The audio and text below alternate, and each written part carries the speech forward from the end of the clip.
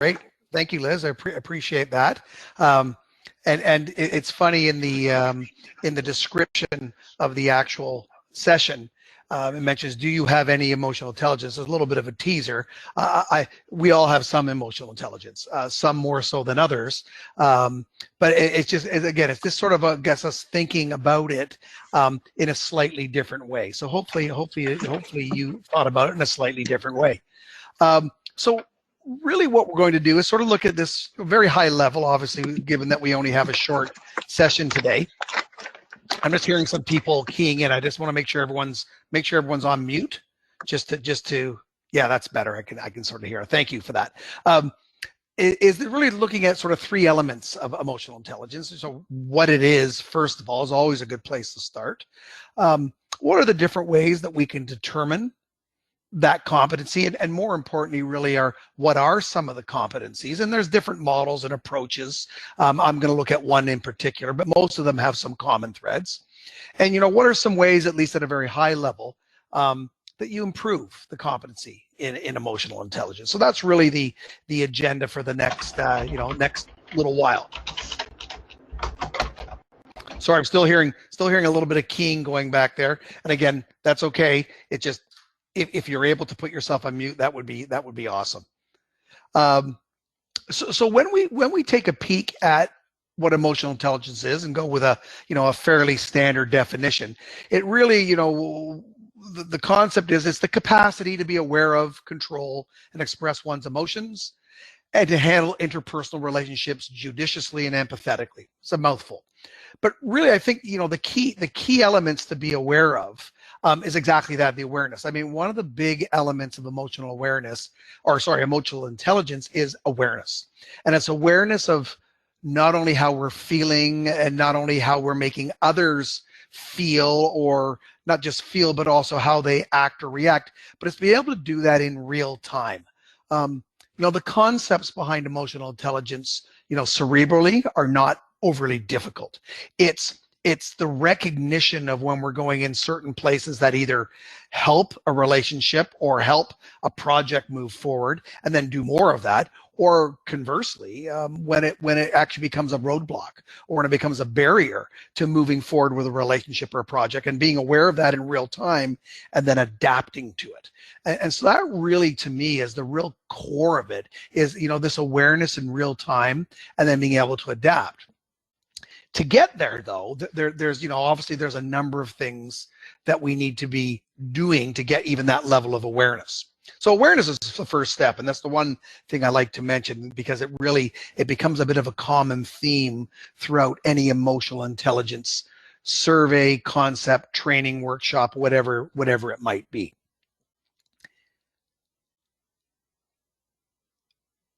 So usually a good place to start is looking at the difference between emotional quotient or intelligence, same idea, and intelligent quotient. IQ versus EQ is the easy way to think of it. And, one of the things is that when you really look at the difference between the two, when you look at, traditionally, which is what we traditionally look at, and not only in the school system, but in business and in most of life, it's really the value that indicates a person's ability to learn, understand, and apply information and skills in a meaningful way. And that's important. Like no one is underestimating, or I'm certainly not downplaying it.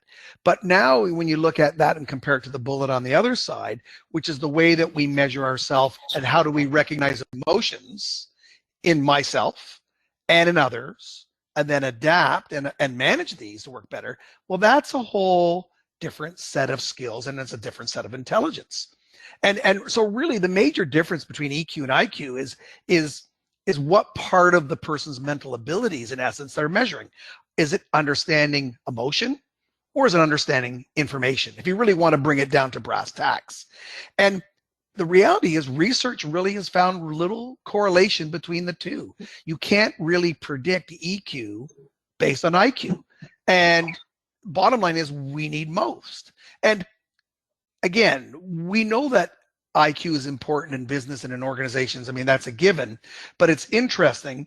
A lot of times people associate someone's IQ with their ability to be successful. And the reality is there's a lot of research on this. Daniel Goldman wrote a book on this around emotional intelligence, where the essence is, as you progress in your career and you move forward into more complex relationships and more complex leadership in many cases, and just more complex environment, the actual EQ becomes more and more important. Because if you think about it, the ability to create relationships, build trust, have empathy, being able to get people influencing others to get things done, that really becomes, as one moves on in their career, a much more important than your initial IQ or technical skills, as we sometimes, or I sometimes refer them to. So the reality is that IQ is generally pretty static. There's some research to say you can certainly maintain your IQ and build it over the years, but for the average person, IQ is pretty much static once we become a teenager, according to the research. Doesn't change much. If anything, it probably diminishes as we get older. Whereas EQ, with the right observation, the right training, right awareness, actually, we can continue to do that literally our entire life, and build upon those experiences. So again, they obviously, the two of these can work hand in hand, but let's not say that one predicts the other, because that's definitely not the case. And I think common sense probably tells us that, and research bears it out.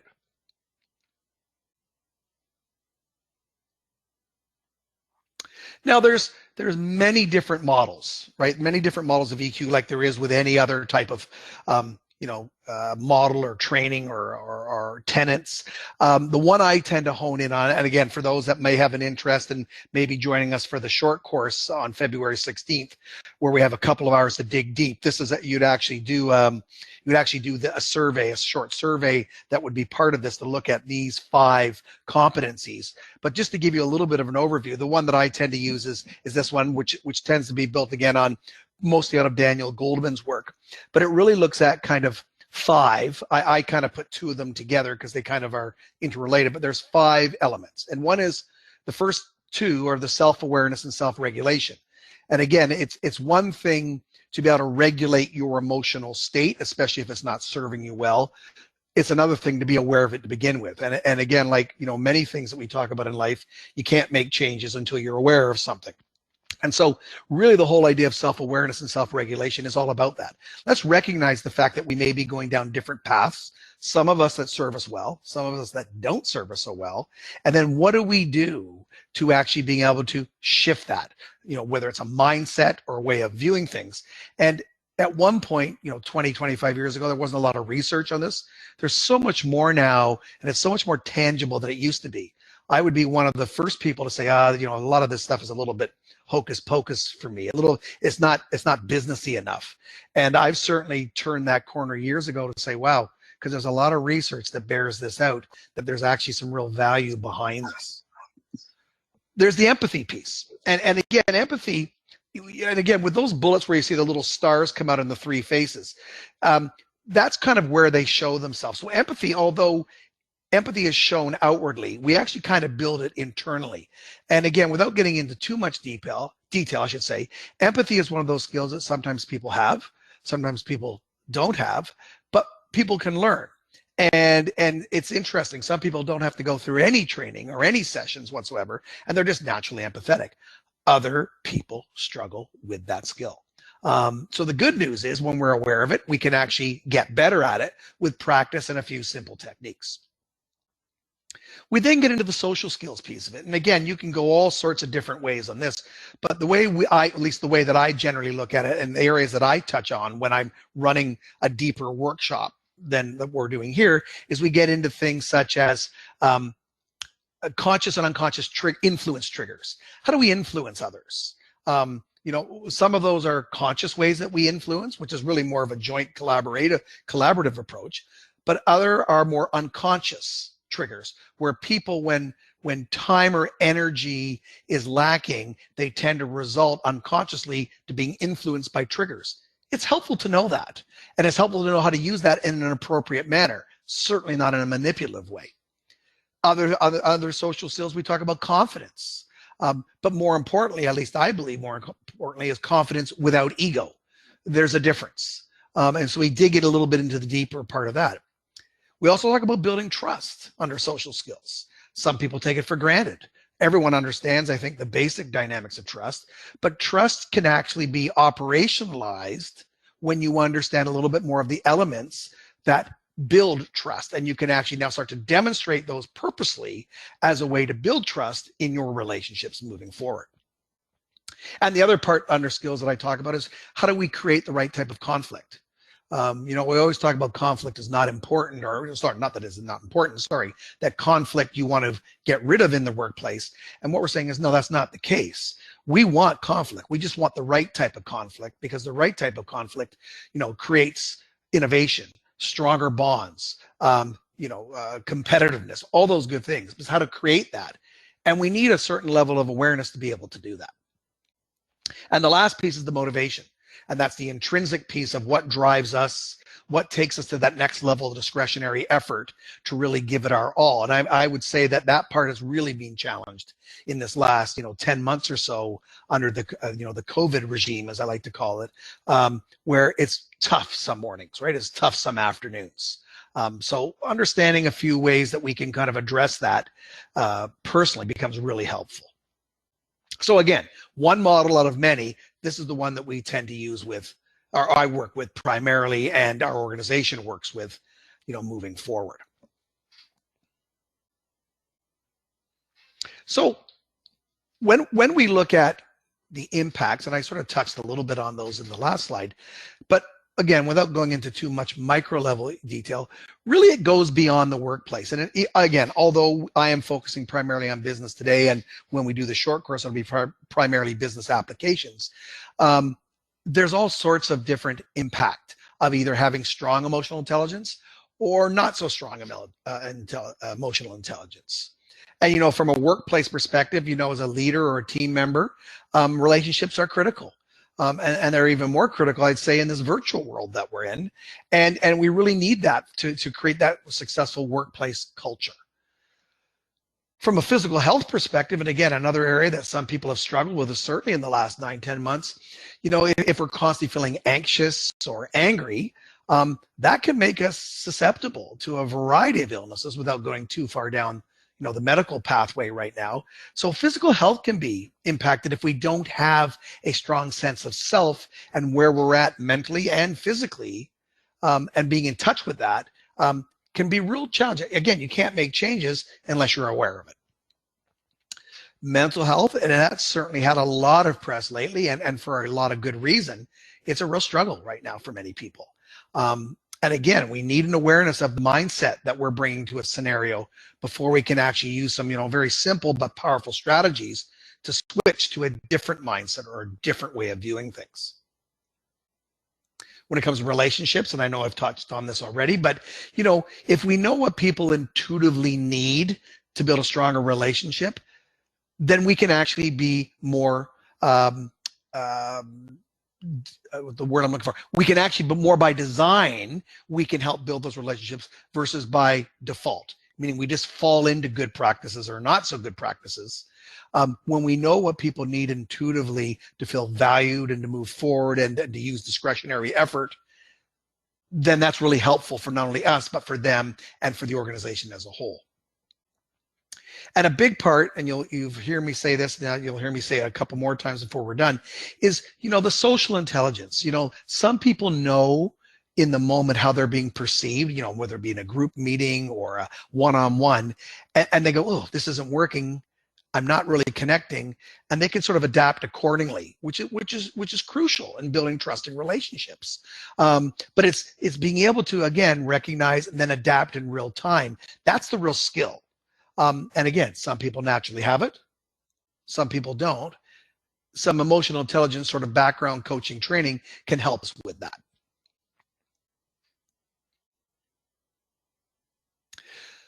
So if we transition to, how do we find out about what our emotional intelligence is? Well, like many things that are personal to us, there's a couple of different ways. And again, I won't go into too much detail on this, but, there's either the self-assessment, where we obviously, we try to reflect inward, or we have a peer do an assessment of us.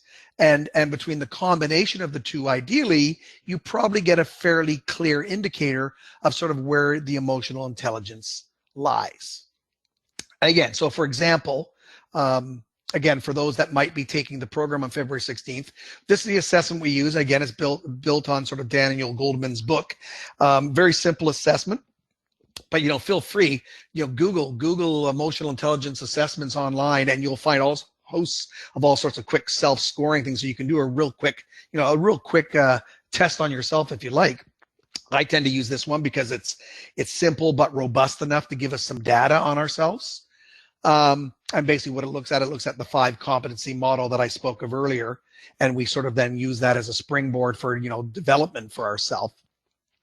But as you can see by the 4 bullets, once we go through the self-assessment, it can help us reflect. It creates a little higher level of responsibility for our actions and behaviors, starts to build some of our judgment skills, and it also makes us aware of not only what we do well, but some areas for improvement. And again, it's like any other self-assessment. I mean, there's obviously a personal bias, and some people are a lot less biased than others when they do these self-assessments. Again, if you have good EI, chances are your self-assessment is closer to reality. If your EI is not strong, chances are there might be a disconnect. And so that's where sometimes the value of having a peer assessment comes in, which again can look at all these different types of elements in my little picture of the head with all the different comments.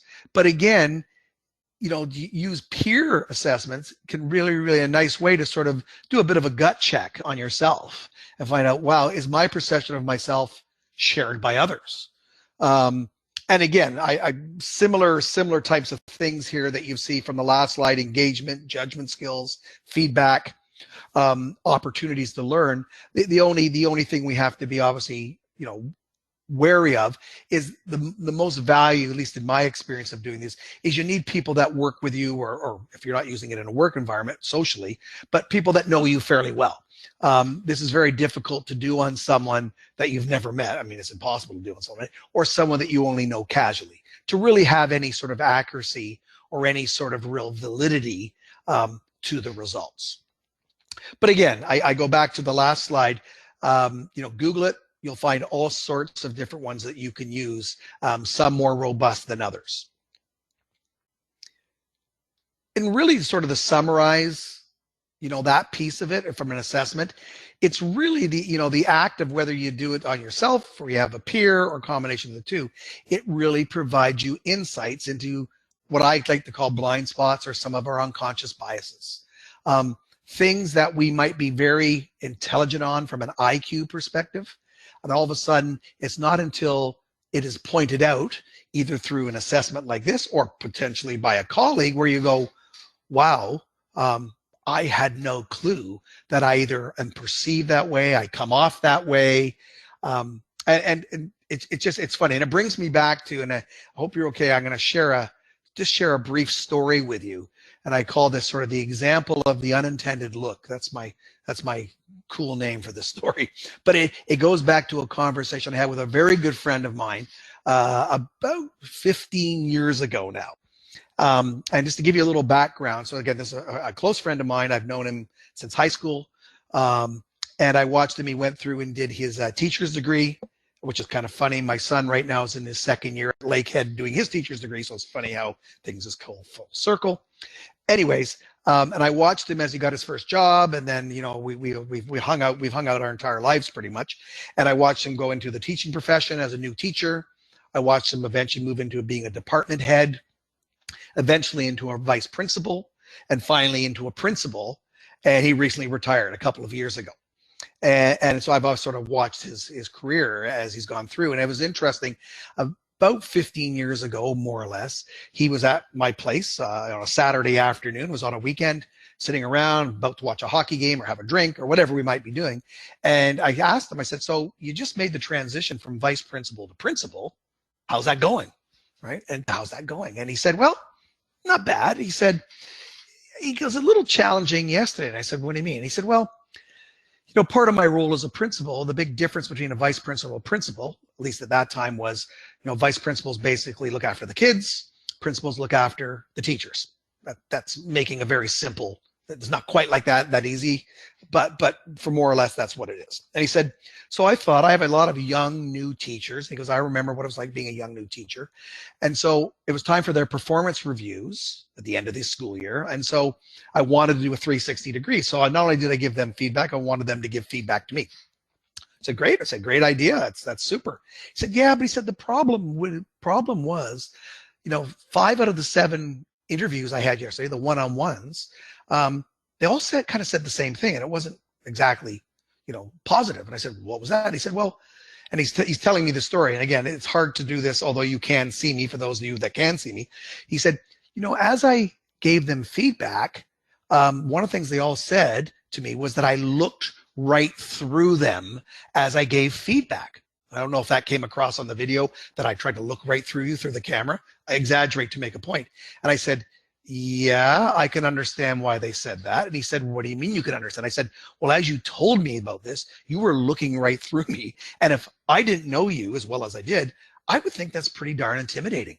And he went, no way. I said, I'm telling you, if I'm a young teacher talking to their principal about my review, and you looked at me that way as you were asking questions, even though you were asking good questions and curious questions, I would be scared silly. And he laughed. You could sort of see he had that light bulb moment. He kind of went, huh, really? I went, yeah, really? And he goes, I thought it was them, right? I thought it was them. I didn't think it was me. And he said, but the fact that you told me, I said, dude, I have no reason to tell you otherwise. I'm a friend of yours. I'm just telling you what I see. And he said, no one's ever told me that before, until yesterday.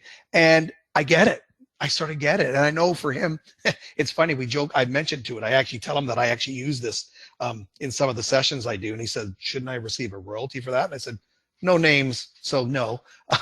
But the point being is, he said he learned a lot from that conversation. And my guess is, his sort of emotional intelligence, at least in that realm, probably increased dramatically as he finished off his career. So again, my apologies for a longer story, but I like to try to bring some real life to this.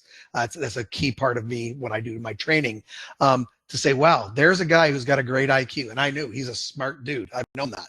But the EQ, at least in that element at that time, it really wasn't developed. And it wasn't until he heard it, in this case from me, that he had some ways then he worked on some ways of obviously modifying that moving forward. So hopefully that helps sort of drive home at least one portion of the whole EQ conversation. So when we look at, as we sort of start to wind down a little bit, and we look at, improving EI, or EQ as we call, I sort of use the two interchangeably, the big picture perspective. Again, we'll go into a lot more detail for those that may be on the call in a couple of weeks. But really the sort of the 4 main things that I talk about, at least at a high level, is, and again, I know I sound like a broken record, but it's being aware and then recognize your emotions and the emotions in others and be able to name them. One of the exercises we tend to do in the longer workshop is we talk about the different voices that we hear. And, they've sort of outlined there's like 10 to 15 different voices.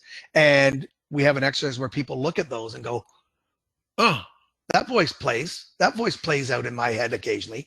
And then we talk about what does that mean, and does it serve you and not serve you? And if the voice then comes into play and it's not serving you, how do we move on from that voice? It's simple things in some ways, but again, it's naming it. Naming it is the first step.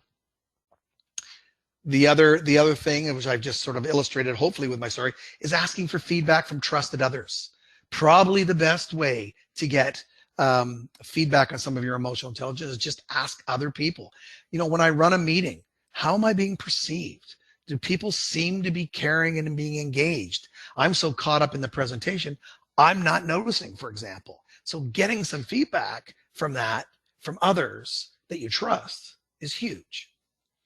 Learning to recognize emotions in others. Again, we talked about ours originally, but then being able to pause. And that's the key, is the pause, and then act a little bit differently if need be to build healthy relationships. So it's trying to become more cognizant and mindful of others' emotions. And that's tough to do for some people. Especially if they hold their emotions close to their vest, as they say. It's also challenging if you're using a virtual format and you don't see people's faces. It's one of the reasons that when I do virtual whether it's meetings, training, facilitation, I really try to encourage the use of video on, respecting people's privacy, of course, for those that can't or don't want to, because it makes a big difference, because you can start to see some emotion, and it allows you to pivot in the moment if you're not getting the type of reaction that is required. But I think what is important, and kind of why I put in this fourth one, is the last thing I want people to come away from this is to say, get rid of emotions in business, get rid of emotion in life in general. No, celebrate those. That's who we are as people. But we do need to be more cognizant of their impact on others, and again, then adapt as required. So again, we're not trying to say get rid of it, but emotions are a critical part of who we are as people, and is a critical part of moving forward in business. It's how do we modulate and recognize and adapt when need be. One last piece that we get into a little bit more detail in the longer program, but we do have to realize, there's a lot of science behind this. And I love this part. It's personally a real interest. My background way back when I was in graduate school was half business and half exercise physiology. So the physiology piece of it, I try to bring in wherever I can. But the cool part about this is that the brain science has exploded in the last 20, 25 years, that really, when you start to understand some of the basics of the brain science behind bringing emotions, it really is helpful, I find, to people as a way to sort of like, that's why that happens. A perfect example, and again, without going too detailed here, is when we get into an emotional response to something, it hits the amygdala, which is the top, as you can see, which is, one of the more primitive parts of the brain. It is the most primitive part of the brain. And really what happens is that takes over. And really the neocortex, which you can see down below, which is the rational thinking part, it basically, for all intents and purposes, shuts down, at least momentarily, unless we've trained ourselves a little bit differently. And so that's why you get those situations, and I'm sure we've all had it, where, we have an emotional response, a fight or a flight, as we know. And then later on, as things calm down and kind of the chemicals and the hormones that sort of surrounded the amygdala that kind of got things kicking kind of settle down, we kind of look at ourselves and go, oh, I can't believe I said that.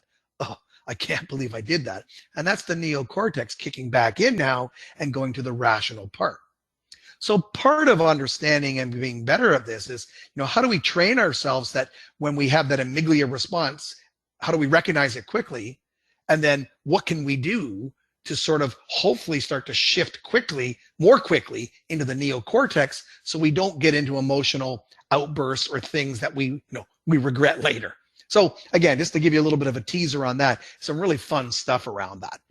And again, I have a personal interest, as you can probably tell. Lots of resources, and I know when Liz sends out the deck or in the PDF, there's a number of resources here that we pulled this from, but lots of resources, and again, we could have literally hundreds on this. So that'll be a chance for those that want to do a little bit more of their own research, is great. And I'm going to finish off this before we get into the Q&A with just one of my favorites, Seinfeld. Hopefully some of you on the line feel the same way. Now, the volume of this, I know we were testing it just and there's a little bit of an issue with the volume. I'll make sure that when Liz sends out, she'll send the link to you. But I just think it's funny for those that know Seinfeld. George, I think, was the antithesis of someone who I think thought he had emotional intelligence, but really didn't. And this 30-second clip actually does a nice way of demonstrating this. So I hope you can hear this. And if you can't, we'll make sure that you have an opportunity to after the session. So I'm just going to start that now. Elaine's speaking of facial expressions, etc., just tell it all on that. So again, hopefully you were able to hear that. If you weren't, we make sure you get a link to that on YouTube afterwards. So from my perspective, I'm going to turn it back over to Liz. I think I've covered everything that I can, so I'm very happy to take any questions that you might have. So Liz, can I turn it back over to you? Sure. Thanks, Tony. Really appreciate you spending some time with us this afternoon to talk about emotional intelligence. And I believe one of the key things that you said, at least that really resonated for me, was the first step being that self-awareness. and really talking to people within my own network to find out from their perspective, do I actually have any emotional intelligence? So I think that's definitely quite important. So just as you're maybe considering if you have any specific questions you have for Tony, we want to let you know we do have our next few micro courses coming up. As Tony mentioned, we have one coming on emotional intelligence where there's going to be a specific self-assessment that Tony will walk you through more practical tips. That will be on February 16th. And then in March, we're going to be discussing project management fundamentals. And so one thing we wanted to do, just as a thank you for joining us this afternoon on today's webinar, is we did want to offer everyone here a $25 discount off of the upcoming emotional intelligence micro course. I've also included this discount code in the chat window, so you are welcome to take that and use it. We have the course posted on Eventbrite, but I'll also be sending out an email with this information as well. So we just thank you for a couple of the messages that came through the chat. We really appreciate you taking some time to spend with us. Again, EZSigma, we love helping people in their professional development, moving them to the next stage. And so, as I mentioned at the beginning of this, we do that primarily through continuous improvement. We do specialize in Lean and Six Sigma, but also in these soft skills, which is where we really are passionate, especially over this last year when it's become so evident to the general public how important soft skills are in business and also just in our personal lives. So anyhow, I'm going to just leave the line open. If anyone has any questions, feel free to come off of mute, or you're welcome to send them into the chat box, and we will hang out here for a few minutes. If you don't have any questions for us, have a wonderful afternoon, and we hope to see you next month. So, Tony, we did have a question come through on the chat box just now, and it Okay. how would you suggest I would best get a peer assessment? Would I use the individual one that you suggested? Yeah, I think you can. I think the individual one you can adapt. That one thing that when I did a little bit more research on this prior to this session, and again, I've worked in at this session, this area for a while, but I've tended to stick with one or two assessments that are self-assessments over the last 15 years or so because they just work for me. But all of those pretty much can be easily adapted to making it a peer. And you know, again, it's as simple as just framing it up at the beginning of saying, you know, when you work with Tom, when you work with Bill, please complete this around their behaviors. And so you can use, at least in my experience, you can use pretty much any of the self-assessments, and just with framing it up a little bit differently at the beginning, you could use that as a peer assessment. So they do have specific peer assessments available throughout. They're a little more challenging to find. I know when I started to do a little bit more digging online, lots of self-assessments, not as many peer assessments. And you can find some peer assessments, but again, money, those are paid, they're paid for, which is fine too. If you're serious about this, the cost is pretty minimal. So that would be my sort of advice on that, was you can take something, you know, simple that you can find, and with a quick reframing of it, you can easily make it into a peer assessment. Thank you, So Tony. hopefully that answers, yeah. On that, we had another question come through. Do you have any tips for what not to do when giving a peer assessment? Well, yeah. Well, yeah, it's a great question. I just let me get my thoughts on that. I mean, let me go back first of all. I think the way you get the best peer assessment again is it really has to be with some trusted colleagues. Having a team of people, you know, do it on each other where there's a bit of dysfunction, I'll just call it as it is, may not yield the results that you want, and actually may be counterproductive. So just sort of doing it blanketed for a group of people that maybe work together as an exercise to help them, you know, people have to be prepared to take the feedback. So, you know, my suggestion would be is limit it in the sense of, let's get some people that you work with, that there's some trust in relationships, not necessarily people like you, although that helps, but that also can skew it too. So I guess it's just be careful of who actually completes it. And if you have a group of people that you want to complete it where they're not functioning that well to begin with, you set yourself up for a little bit of potential non-productive conversations. So just, I think, be mindful of that. But again, if you've got good, trusting team members, and you, again, it all comes out on how you sort of preface it. And if you let them know that this is not around, trying to give each other a hard time, but it's around really improving individual emotional intelligence that's going to help us work better as a team, then it can work really well. And that's where sometimes you can use some things that are, you wouldn't necessarily call emotional intelligence, but for example, if anyone's done a DISC or a personality dimensions or MTBI, if you want to go a little bit more hardcore, but all of those, to a certain extent, they all hit emotional intelligence. And if you do agree, I've done some of this for some of the banks where you have an intact team that does a DISC assessment on themselves around personality, for example, then it becomes a little bit less about this is what I think of you or this is what I think of you. It becomes more about here's my strengths, here's my challenges. Now, when I look with someone else that has a different personality, where do these strengths play out? Where do these challenges play out? And then you can kind of find ways to bridge the gaps. It's a little less personal that way. So, sorry, that was my second part that I just sort of thought of. So you can go beyond just the paper assessment and think more around the personality side. And you can really have some fun with that, but more importantly, some great learning opportunities. Thanks, Tony. We have another question. This one, I recently read about heart intelligence. Is that something that you're familiar with? And is that the same as emotional intelligence, or is it something a bit different? Yeah, I think I'll be honest, I don't know much about it. I've heard it. I think it partly comes, a part of that also comes from a little bit of sort of the, the yoga practices as well, where they have a heart shastra. And for those that might be into yoga, I'm a little bit into yoga.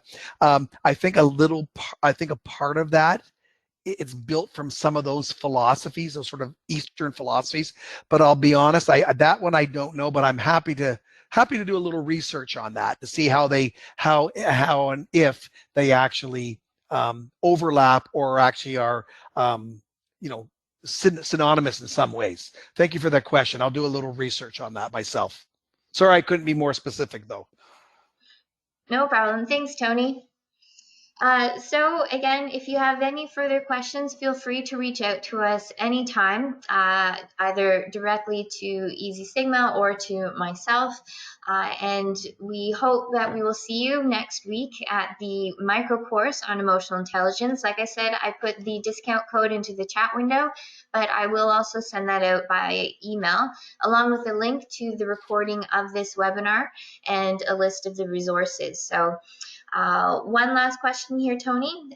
Sure. Does one need to show extreme emotions at times to get tasks completed? You do get tasks completed with extreme emotions. The question is whether you need to or not. That's a bit of an individual question.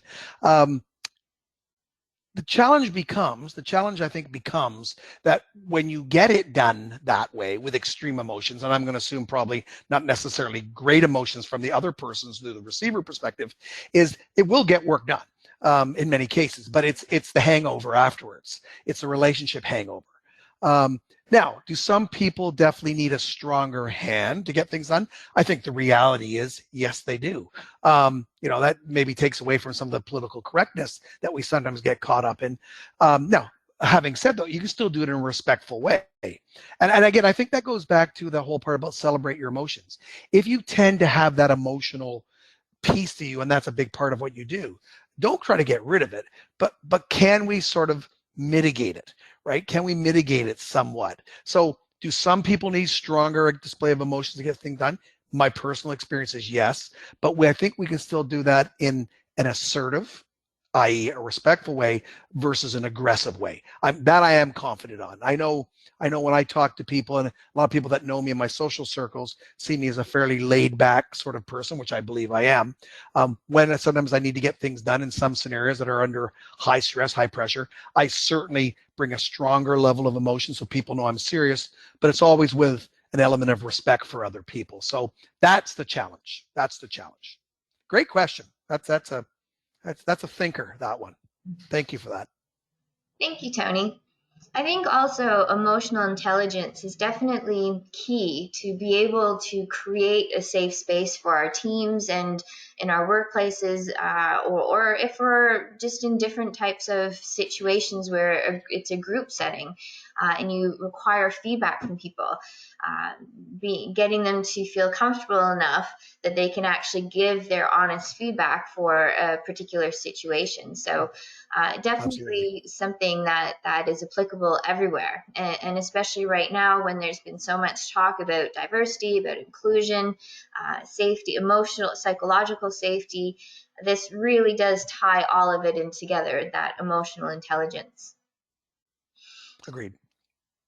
All right, so we are just about at 1 o'clock, so I think we're going to sign off at this point. So thank you again. I really appreciate all of your feedback and your questions, and definitely the story you gave, Tony, about the unintended look.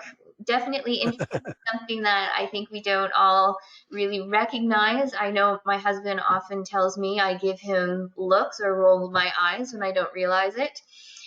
So definitely appreciate that bit of a personal story. So once again, we You thank got it. everyone for joining us, and I hope that we will see you either next week or next month. Thank you all.